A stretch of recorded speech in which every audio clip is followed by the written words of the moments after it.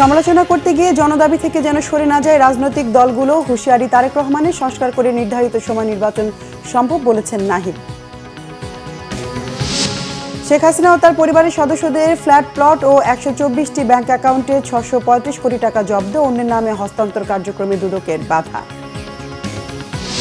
বিদেশে পাচার হয়েছে বিশাল অঙ্কের টাকা, যতটা সম্ভব ফেরানোর কাজ শুরু হয়েছে জানালেন অর্থ উপদেষ্টা। এলডিসি থেকে উত্তোলন পেছাতে আবেদন করবে বাংলাদেশ। ধর্ষণের বিরুদ্ধে শাহবাগে শিক্ষার্থীদের বিক্ষোভ, পুলিশের সঙ্গে হাতাহাতি, ৩০ কলেজের শিক্ষার্থীদেরও বিক্ষোভ। মাগুরায় অপরাধীদের দ্রুত বিচারের দাবি মহিলা দলের। দেখছিলেন ক্রাউন সিমেন্ট সংবাদ শিরোনাম। বিএনপির ভারপ্রাপ্ত চেয়ারম্যান তারেক রহমান বলেছেন, সংস্কারের প্রয়োজন আছে। জনগণের চাহিদা অনুযায়ী বিএনপি দায়িত্ব পেলে সে সংস্কার করবে। নিত্যপণ্যের দাম নাগালে আনতে রাজনৈতিক দলগুলো কেন আলোচনা করছে না জানতে চান বিএনপির ভারপ্রাপ্ত চেয়ারম্যান। তারেক রহমান বলেন, রাজনৈতিক দলগুলোর উচিত তারা ক্ষমতায় এলে কিভাবে বাজার ব্যবস্থাপনা ঠিক করবে, কিভাবে মানুষের সমস্যা সমাধান করবে সে বিষয়ে এখনই আলোচনা করা। নির্বাচন সংস্কারের পাশাপাশি ডিবেট হওয়া উচিত চিকিৎসা ব্যবস্থা নিয়ে। শুধু সংস্কার নির্বাচনী ব্যবস্থা বা নির্বাচন নয়, মানুষের জন্য স্বাস্থ্য, চিকিৎসা, বাজার ব্যবস্থা ও নিত্যপণ্যের দাম নিয়ন্ত্রণ নিয়ে সব দলের নিজস্ব প্রস্তাবনা দেওয়া উচিত। এসব নিয়ে রাজনৈতিক বিতর্কের আয়োজনের আহ্বান জানান তারেক রহমান। তিনি বলেন, রাজনৈতিক দলগুলোর এমন সমালোচনা করা উচিত হবে না যাতে সব সম্ভাবনা শেষ হয়ে যায়।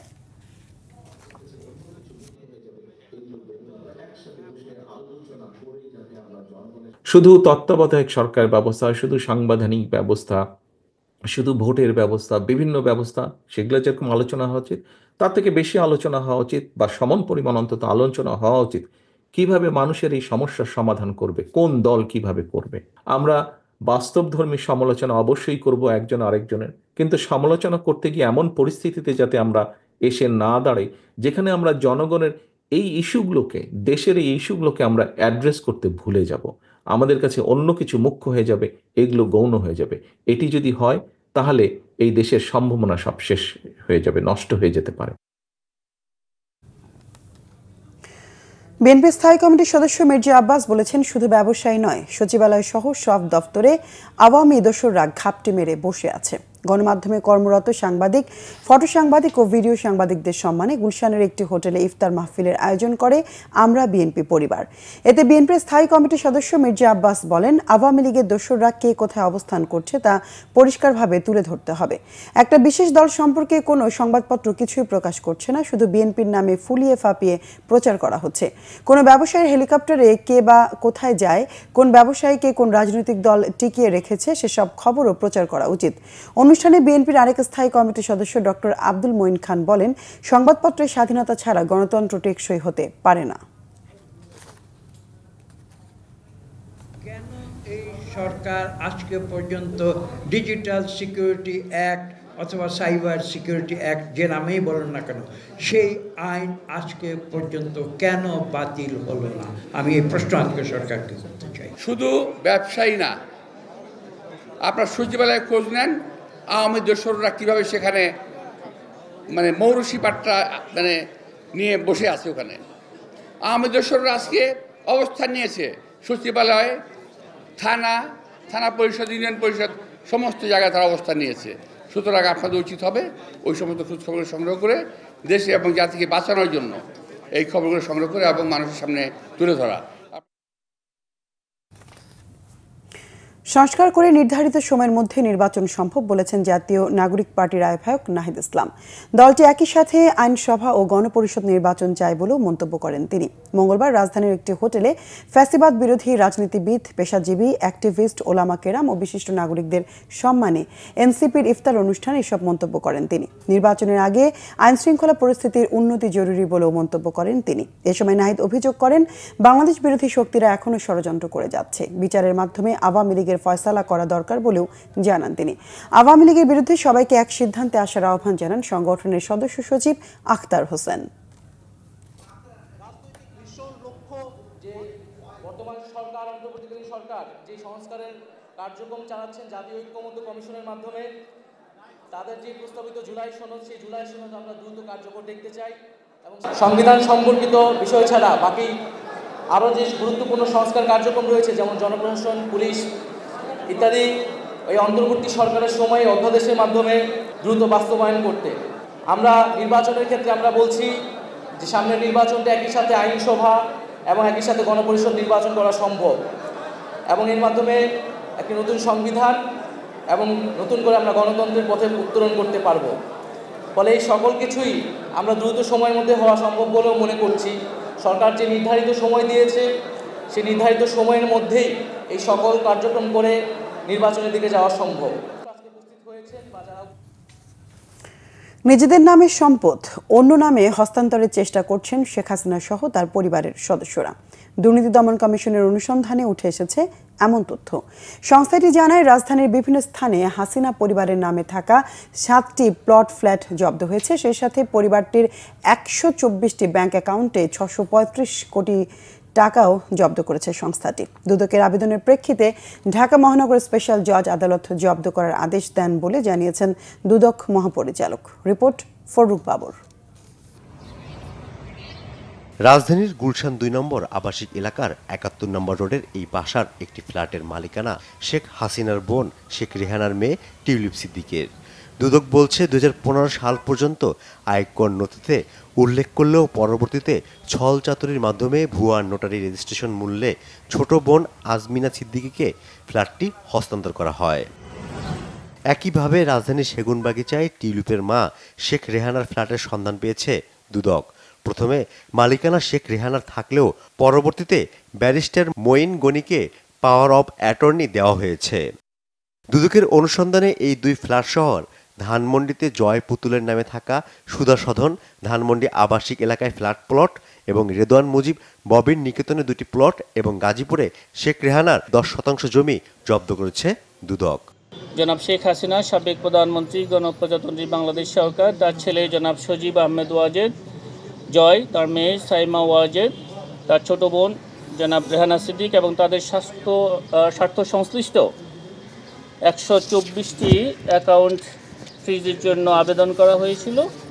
আমরা কিছুক্ষণ আগে জেনেছি এই 124টি অ্যাকাউন্টে যে অর্থে রয়েছে সেটা বিজ্ঞ আদালত থেকে সে বিষয়ে অবরুদ্ধকরণের আদেশ প্রদান করা হয়েছে। পূর্বাঞ্চলে অবৈধভাবে প্লট গ্রহণের ঘটনায় তদন্তে নেমে শেখ পরিবারের এসব স্থাবর অস্থাবর সম্পদের সন্ধান পেয়েছে দুদক।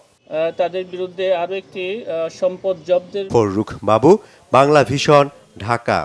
অর্থ উপদেষ্টা ডক্টর সালেউদ্দিন আহমেদ জানিয়েছেন, পাচার হওয়া কয়েকশো কোটি টাকা এবছরেই ফেরত আনা সম্ভব।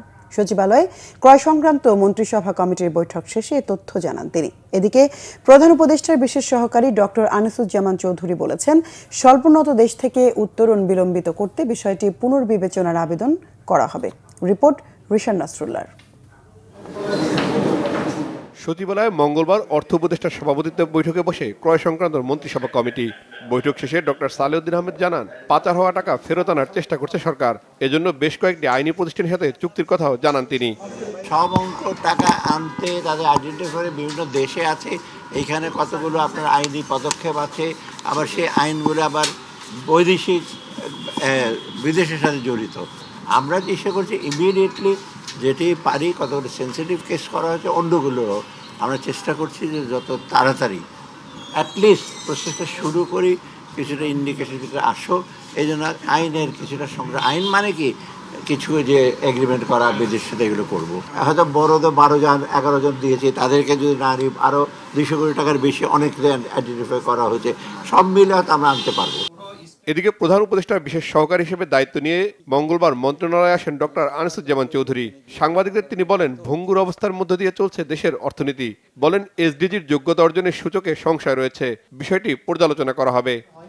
আমরা পুনর্বিবেচনা আবেদন করতে পারি। যখন আপনি আবেদন করবেন, আপনাকে কারণগুলি দেখাতে হবে এবং আপনি কি করবেন। আপনাকে মনে করুন 2 বছর দেওয়া হলো, আপনার রোড ম্যাপ কি, এই 2 বছর আপনি কি কি করবেন, আপনাকে একটা রোড ম্যাপ দিতে হবে। আমরা তো এখন আমরা সব কিছু তো আমরা পুনর্মূল্যায়ন করছি। তো সেই জন্য আমি বলছি না যে আমরা যে সিদ্ধান্ত নিয়েছি আমরা আবেদন করব, এটা আমরা এখনো বলিনি, কারণ আমাদের কাজ এখন খুব গভীরভাবে হচ্ছে। দেশের বিনিয়োগ পরিস্থিতি স্থবির হয়ে থাকার বিষয়ে ব্যাখ্যা দেন প্রধান উপদেষ্টার বিশেষ সহকারী। আমি যদি রাজনৈতিকভাবে চিন্তা করি, আপনি একটা সরকারকে বলছেন ইন্টারিম, এই শব্দটাই তো আপনার জন্য অসুবিধাজনক। সেটা আপনারা চিন্তা করেন। আমি তো রাজনীতিবিদ না, আমি যদি ইনভেস্টার হই, আমি যখন বলবো যে এটা ইন্টারিম, তখন আমি চিন্তা করব এটা কি স্থায়িত্ব আছে, এর পলিসির কি ইয়ে আছে।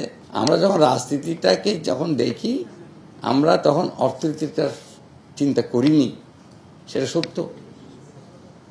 আমরা যদি একসাথে চিন্তা করতাম, তাহলে আমরা এই যে নামকরণ, স্থায়িত্ব, এগুলির কনসিকুয়েন্স কি হবে সেটাও আমরা চিন্তা ভাবনা করতাম। ডক্টর আনিসুজ্জামান চৌধুরী বলেন, অর্থনৈতিক সমস্যা মোকাবেলায় পাচার হওয়া অর্থ ফিরিয়ে আনা সহ ব্যাংকিং খাত ঠিক করার বিষয়টিকে অগ্রাধিকার দিচ্ছে সরকার। এই যে quick Rishan Nasrullah, Bangla vision, Dhaka. News করা স্বরাষ্ট্র উপদেষ্টার অপসারণ ও দ্রুত বিচার ট্রাইব্যুনাল গঠন সহ 9 দফা দাবিতে প্রধান উপদেষ্টার কার্যালয় অভিমুখে পদযাত্রা করে ধর্ষণ ও নিপীড়নের বিরুদ্ধে বাংলাদেশ নামে একটি প্ল্যাটফর্ম। শাহবাগ পার হওয়ার পর ধর্ষণ বিরোধী বিক্ষোভকারীদের সঙ্গে হাতাহাতি হয় পুলিশের। ঘটনায় পুলিশ সহ আহত হয়েছেন অন্তত 10 জন। এর আগে ধর্ষকের প্রকাশ্যে ফাঁসির দাবিতে রাজধানীর 30 কলেজের শিক্ষার্থীরা শাহবাগে বিক্ষোভ ও অবরোধ করে। জিয়া খানকে সঙ্গে নিয়ে SM ফয়েজের প্রতিবেদন। নারীর প্রতি সহিংসতা, ধর্ষণ ও নির্যাতনের ঘটনায় শিক্ষার্থীদের বিক্ষোভ রাজধানীর শাহবাগে। পরে প্রধান উপদেষ্টার কাছে স্মারকলিপি দিতে যাওয়ার পথে পুলিশ আন্দোলনকারীদের বাধা দিলে দুপক্ষের মধ্যে ধস্তাধস্তি হয়। ধর্ষণ, নারী নিপীড়ন বিরোধী নানা স্লোগান দেন শিক্ষার্থীরা। অপরাধীর সর্বোচ্চ শাস্তি চান তারা। উপদেষ্টা বরাবর স্মারকলিপি দিব, তো আসার পরে তারা পুলিশ আমাদেরকে আটকে দেয়। আমরা সেখানে তাদেরকে বারবার অনুরোধ করি যে আমাদেরকে যেতে দেন, আমরা স্মারকলিপি দিব। তারপর দেখেন, এই যে দেখেন পুলিশ নিজে অ্যাটাক করেছে এবং মাসুদ, পুলিশ অফিসার মাসুদ, উনি নিজে আমার মুখ চেপে ধরেছে, গলা চেপে ধরেছে। ফ্যাসিস্ট আমলেও এইসব ধর্ষণ নিপীড়নের বিরুদ্ধে সরকার চুপ ছিল, এখনও দেখছি এই রক্তক্ষয়ী জুলাই বিপ্লবের পরেও সেম অবস্থায় রয়ে গেছে। শান্তিপূর্ণভাবে একটা মিছিল, যেটা সামনে সারিতে খালি নারীরা ছিল, সেই মিছিলে এই স্বরাষ্ট্র উপদেষ্টার পালন করা পুলিশ হামলা চালাইছে। আপনারা জানেন আমাদের অন্যতম দাবি, 9 দফার অন্যতম দাবি ছিল এই যে ব্যর্থ জাহাঙ্গীর, আমাদের নিরাপত্তা না দিতে পারে জাহাঙ্গীর, আমাদের মারা যাওয়ার কারণ জাহাঙ্গীর, অথর্ব জাহাঙ্গীর, তার পদত্যাগ করতে হবে। 9 দফা দাবি স্মারকলিপি সহ প্রধান উপদেষ্টা বরাবর আসছিলাম। এখানে কিন্তু মোড়ে মোড়ে প্রত্যেকটা মোড়ে পুলিশ দাঁড়ানো ছিল। তারা জানতো যে মিছিলের অগ্রভাগে নারীরাই ছিল, তারা তাও প্রতিবারের মতন এবারও এখানে নারী পুলিশ অফিসার রাখে নাই। পুলিশের দাবি, আন্দোলনকারীদের সড়ক থেকে সরিয়ে দেওয়া হয়েছে। আমরা কোনোভাবে কিন্তু তাদেরকে আমরা লাঠিচার্জ বা কিছু করার কোনো সুযোগ আমাদের ছিল না, আমরা করিও নাই। পরে আমাদের এসি, আপনারা জানেন যে এসি রমনাজন, ওকে হঠাৎ করে এক সাইডে ও গেছে, ওকে ধরা ব্যাপক আকারে পিটাইছে। ওর গেঞ্জি টেঞ্জি টি শার্ট যা ছিল সব ছিঁড়ে গেছে। আমরা যারা আছি আমাদের দেখেন এগুলো কিন্তু কিছু নাই, আমরা কিন্তু লাঠি আমাদের হাতেও নাই, কিচ্ছু না, আমি কিন্তু খালি হাতে আছি। তো এই অবস্থার প্রেক্ষিতে পরে আমাদেরকে আমি নিবৃত করার চেষ্টা করি, কিন্তু তারপরে আমাদের 7-8 জন আজকে আহত হয়েছে।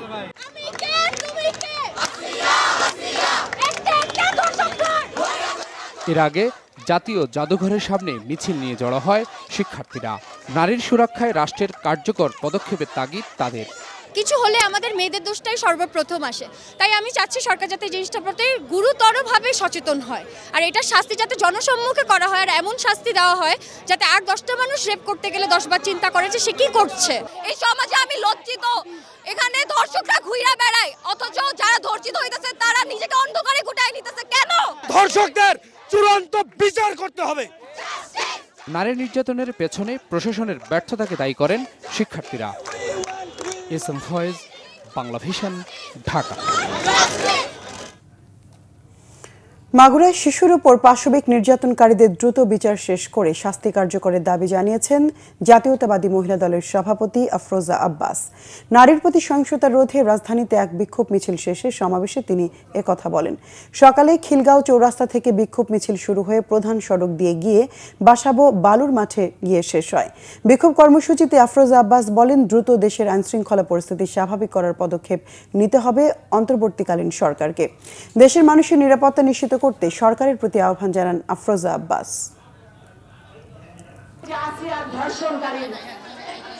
একদম দৃশ্যমান আমাদের শাস্তি, দৃশ্যমান ফাঁসি চাই, আমরা জনসমক্ষে ফাঁসি চাই, আমরা জেলখানায় ভিতরে ফাঁসি চাই না।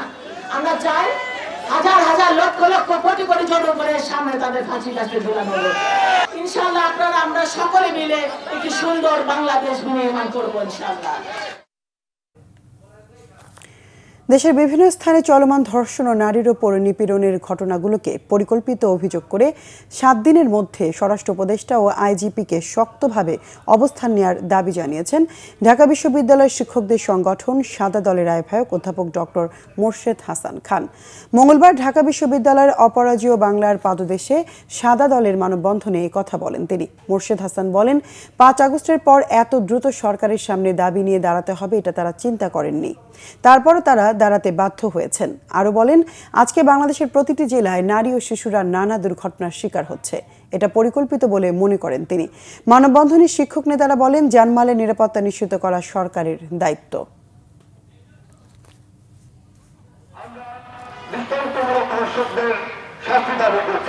শুধু সরকারের বডি ল্যাঙ্গুয়েজে আমরা খুশি না, মাননীয় স্বরাষ্ট্র উপদেষ্টা আপনার বডি ল্যাঙ্গুয়েজে আমরা খুশি না, মাননীয় আইজিপি আপনাকে আমরা সময় দিচ্ছি, 7 দিনের মধ্যে সত্যভাবে অবস্থান নেন, নতুবা আমরা আমাদের এই আন্দোলন আমরা রাজপথ নিয়ে যাব, আমরা স্বরাষ্ট্র মন্ত্রণালয়ের দিকে আমরা আসবো।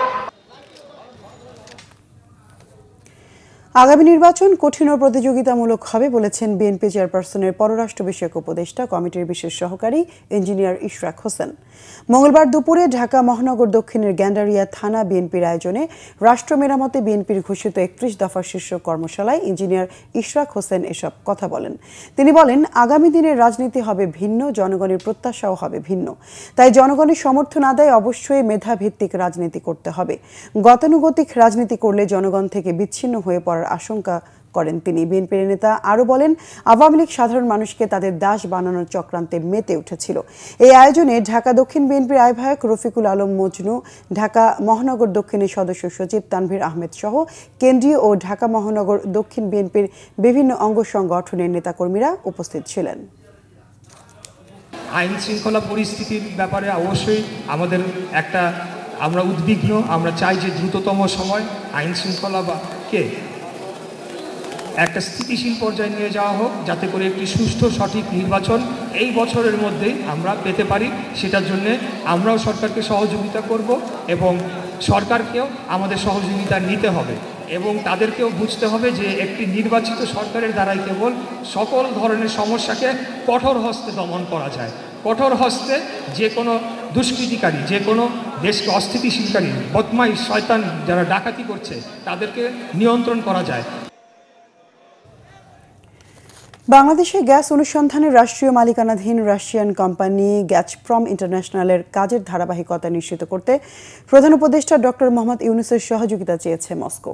রাষ্ট্রীয় অতিথি ভবন যমুনায় প্রধান উপদেষ্টার সঙ্গে সৌজন্য সাক্ষাতে দেশটির রাষ্ট্রদূত আলেকজান্ডার জি খোজিন এ অনুরোধ জানান।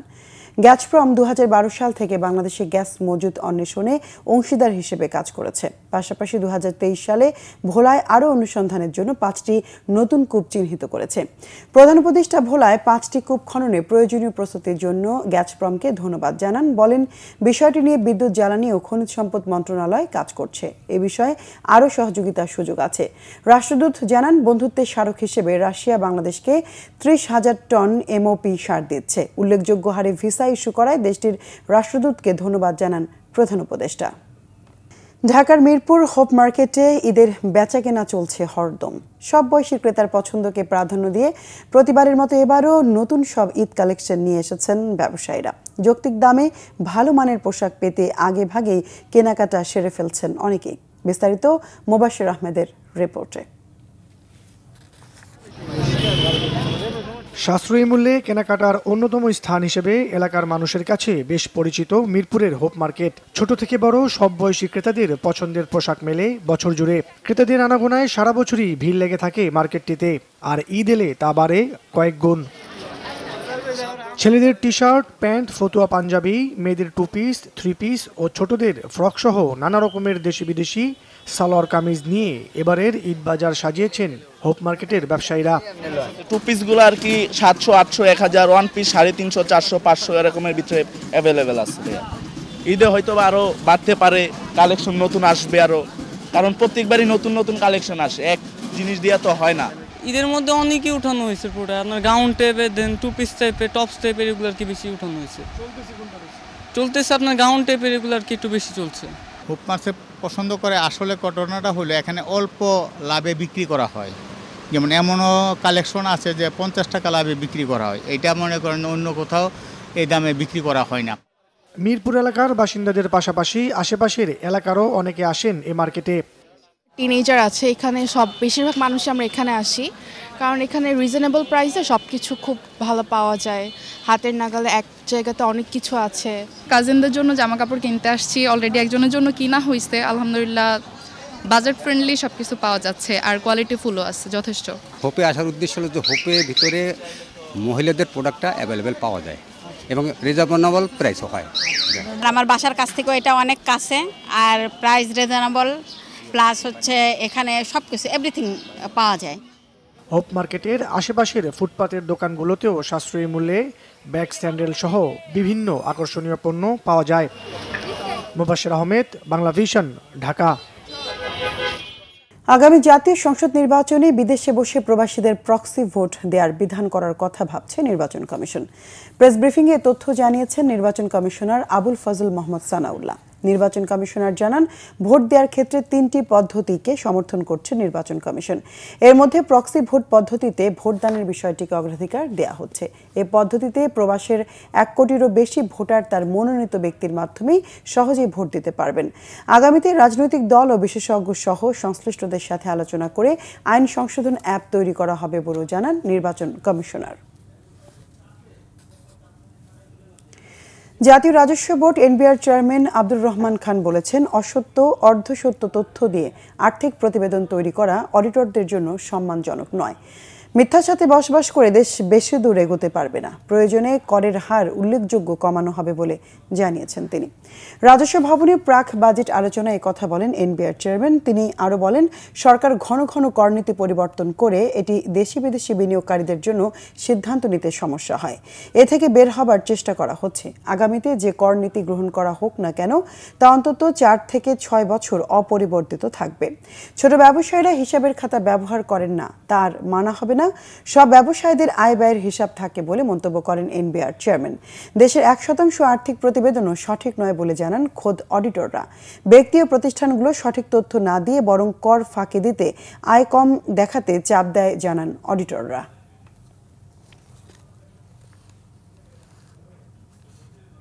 নাটোরে ফুটপাত থেকে শুরু করে পাড়া মহল্লা ও অভিজাত মার্কেটগুলোর সামনে বসেছে বাহারি ইফতার সামগ্রীর দোকান। সব ধরনের রোজাদার ও সাধারণ মানুষ এসব দোকানে ভিড় করছেন পছন্দের খাবার কিনতে। নাটোর প্রতিনিধি কামরুল ইসলামের তথ্য ছবিতে রিপোর্ট। নাটোর শহরের বিভিন্ন জায়গায় বড় ইফতারের দোকান বসলেও এলাকাভিত্তিক নানা স্থায়ী ও অস্থায়ী ইফতারের বাহারি পদ নিয়ে দোকান বসানো হয়। খাবারগুলো বেশ মানসম্পন্ন, ভিড় বেশি। হালিম, কাবাব, চিকেন ফ্রাই, শাহি জিলাপি, দই, বুন্দিয়া, মিষ্টি, ফালুদা, মাঠার পাশাপাশি রয়েছে খেজুর, ফলমূল ও শরবতেরও ব্যাপক চাহিদা। আমি প্রতি বছর রমজানে এখান থেকে ইফতার কিনি এবং খুব সাশ্রয়ী মূল্যে কিনি। শাহি জিলাপি, পেঁয়াজি, তারপর চানাচুর, ইফতারি আইটেমগুলো, বেগুনি, তারপরে হলো এইগুলোই আর কি, কাবাব, টিকা কাবাব, এইগুলো নিলাম। খাবার মান এবং পরিবেশ মানে গুণগত মান সব দিক দিয়ে সব কিছুই ঠিক থাকে, সেই জন্য এই পাবলিক এত আসে, চাহিদা এই জন্য এত বেশি। হোটেলের ভিতরে কম দামে ভ্রাম্যমাণ লোকদের প্রতিদিন বিভিন্ন পদের খাবার দিয়ে ইফতারি করানো হয়। সপরিবারে প্রচুর হোটেলে ইফতারি করার জন্য আসছে। নাটোরে প্রচুর হোটেল, ঐতিহ্যবাহী একটা হোটেল, যেটা অনেক ছোটবেলা থেকেই আমরা এখানে আসতাম। অনেক পুরাতন নাটোরের প্রসিদ্ধ একটা হোটেল, এখানে আমরা অনেক আগে থেকে, যেমন ছোটো থেকে এখানে আমাদের আসা যাওয়া এবং খাবারটা অনেক সুস্বাদু। এই জন্য আমরা এখানে দেখা যাচ্ছে বছরে আমরা অনেক দিন এখানে ইফতার করি। দোকানের নানা রকম ইফতারির দাম সবার কয়েক ক্ষমতার মধ্যে। পাওয়া যাচ্ছে নানা পদের ইফতার। মাংসর চপ আছে, তারপরে যে আপনার ওই জালি কাবাব আছে, শাহি জালি কাবাব আছে, শাহি জিলাপি, তারপরে হলো গুড়ের জিলাপি, তারপরে টিকা কাবাব। ইফতারি মানসম্মত পরিবেশন না করলে জরিমানা সহ নিয়মিত তদারকি করা হচ্ছে বলে জানান এই কর্মকর্তা। যে বাজার তদারকি আছে সে সময় আমরা এগুলিতে খেয়াল রাখছি যে বাসি পচা খাবার যাতে সরবরাহ করা হচ্ছে কিনা, পোড়া তেলে ভেজে কোনো খাবার সরবরাহ করা হচ্ছে কিনা, কিংবা একেবারে খাবার বিক্রির সময় খাবারটা ঢেকে সংরক্ষণ করা হচ্ছে কিনা, এই বিষয়গুলি আমাদের নজরদারিতে আছে। এবং বেশ কয়েকজনকে এই অপরাধে আমরা এই রমজান মাসে আমরা টাস্কফোর্সের আওতায় সাজাও পেয়েছে, তাদের আর্থিক জরিমানা হয়েছে। শহরের মানুষের মধ্যে একটা বড় অংশ ইফতার করেন রাস্তার ফুটপাতের দোকানগুলো থেকে। এতে খাবারের মান নিয়ে প্রশ্ন থাকলেও খুব বেশি প্রভাব পড়ছে না জনমনে। কামরুল ইসলাম, বাংলা ভিশন, নাটোর। এবছর জনপ্রতি সর্বনিম্ন ফিতরার হার 110 টাকা ও সর্বোচ্চ 2805 টাকা নির্ধারণ করা হয়েছে। বাতুল মোকাররম জাতীয় মসজিদে ইসলামিক ফাউন্ডেশনের সভাকক্ষে ফিতরা নির্ধারণ কমিটির সভায় ফিতরার এই হার নির্ধারণ করা হয়। গত বছর সর্বনিম্ন ফিতরা ছিল 115 টাকা ও সর্বোচ্চ 2970 টাকা। গম আটার হিসাবে করলে সর্বনিম্ন হবে সেটা 110 টাকা, আর পনিরেরটা সর্বোচ্চ হয় সেটা হলো 2805 টাকা। বাকি স্থানীয় বাজার দর হিসাবে যদি কেউ আদায় করে তার সাদাকাতের ভিতরে আদায় হয়ে যাবে। এটা খুব গুরুত্বপূর্ণ একটা নোট। রাজশাহীতে সড়ক, মহাসড়ক ও ফুটপাতে ইফতার সারেন কর্মব্যস্ত রোজাদাররা। বিশেষ করে আইনশৃঙ্খলা বাহিনীর সদস্য ও দোকান কর্মচারীদের প্রতিদিনের ইফতার হয় আপনজনদের ছাড়াই। জসিমউদ্দিনের ক্যামেরায় রাজশাহী থেকে পরিতোষ চৌধুরী আদিত্যর রিপোর্টে বিস্তারিত। রাজশাহীতে নাগরিক নিরাপত্তা ও ট্রাফিক নিয়ন্ত্রণে দিনভর ব্যস্ত আইনশৃঙ্খলা বাহিনীর সদস্যরা। এছাড়া বেশিরভাগ দোকানের শ্রমিকদের ইফতার হয় কর্মস্থলেই। সাহেববাজার, সোনাদিঘি মোড়, 0 পয়েন্ট, গণকপাড়া সহ প্রতিটি মার্কেটের দোকানে দোকানে ইফতার আয়োজনের ধুম পড়ে। পরিবার ও প্রিয়জনের সাথে ইফতার করতে না পারার কষ্ট ভুলে সহকর্মীদের সাথেই ইফতারের আনন্দ ভাগ করেন তারা। যেখানে আমাদের ডিউটি থাকে সে ডিউটি প্লেসে আমরা ইফতারি করি। খারাপ তো লাগে, তারপরেও তো এখন চাকরির ক্ষেত্রে এবং জনগণের ভালোবাসার জন্য, জনগণের সুবিধার জন্য আমাদের কর্মস্থলে আমরা ইফতার করি। কেন্দ্রে করতেছি তো চাকরি আজ 30 বছর ধরে এই কাজ, অবশ্য মানায় নিছে আর কি নিজেকে। এদের আনন্দকে সামনে রেখে এই যে আমাদের কর্মযজ্ঞ, এই যে আমাদের ইফতার, এগুলো পরিবারের যেই দুঃখ বেদনা একসাথে থাকতে পারি না তাদের সাথে, সেটা ভুলিয়ে দেয়। দোকানে ইফতার করা হয়, একসাথে সবাই মিলে ইফতার করি, ভালো লাগে। সময় না পাওয়ার কারণে এখানে করা, অবশ্যই মন খারাপ হয়, মন খারাপ হয় বাসার জন্য।